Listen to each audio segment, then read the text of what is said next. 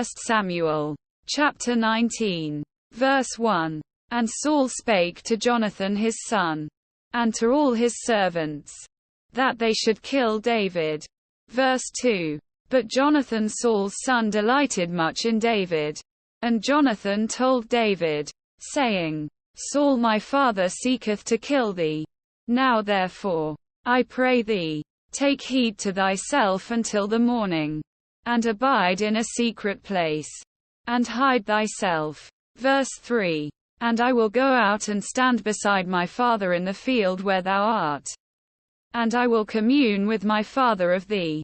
And what I see, that I will tell thee. Verse 4. And Jonathan spake good of David unto Saul his father, and said unto him, Let not the king sin against his servant, against David, because he hath not sinned against thee, and because his works have been to thee ward very good. Verse 5. For he did put his life in his hand, and slew the Philistine. And the Lord wrought a great salvation for all Israel. Thou sawest it, and didst rejoice. Wherefore then wilt thou sin against innocent blood, to slay David without a cause? Verse 6. And Saul hearkened unto the voice of Jonathan. And Saul sware, As the Lord liveth, he shall not be slain. Verse 7. And Jonathan called David, and Jonathan showed him all those things. And Jonathan brought David to Saul, and he was in his presence, as in times past. Verse 8. And there was war again. And David went out, and fought with the Philistines, and slew them with a great slaughter. And they fled from him. Verse 9. And the evil spirit from the Lord was upon Saul, as he sat in his house with his javelin in his hand. And David played with his hand. Verse 10. And Saul sought to smite David even to the wall with the javelin. But he slipped away out of Saul's presence. And he smote the javelin into the wall. And David fled, and escaped that night. Verse 11. Saul also sent messengers unto David's house, to watch him, and to slay him in the morning. And Michal David's wife told him, saying, If thou save not thy life tonight, tomorrow thou shalt be slain.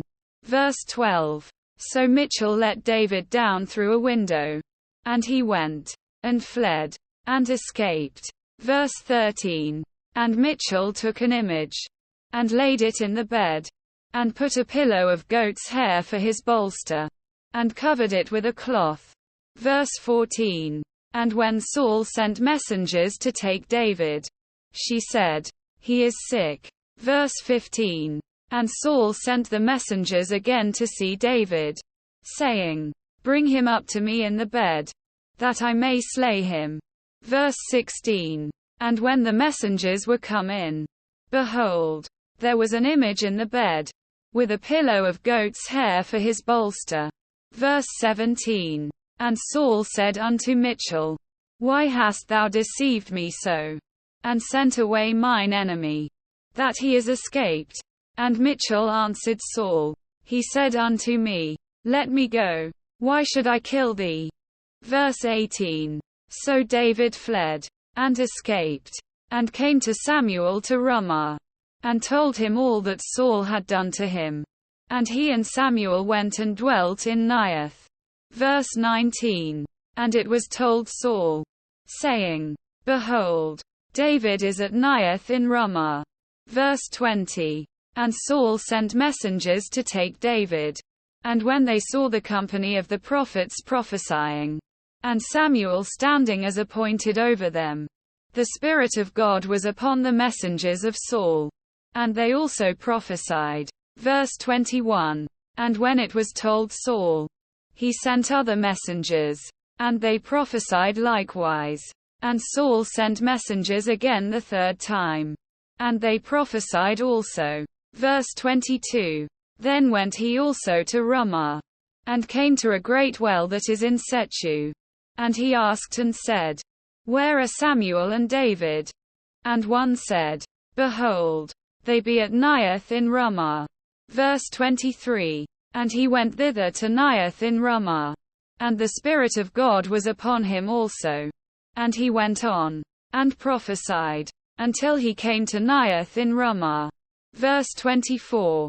And he stripped off his clothes also, and prophesied before Samuel in like manner, and lay down naked all that day and all that night. Wherefore they say, Is Saul also among the prophets?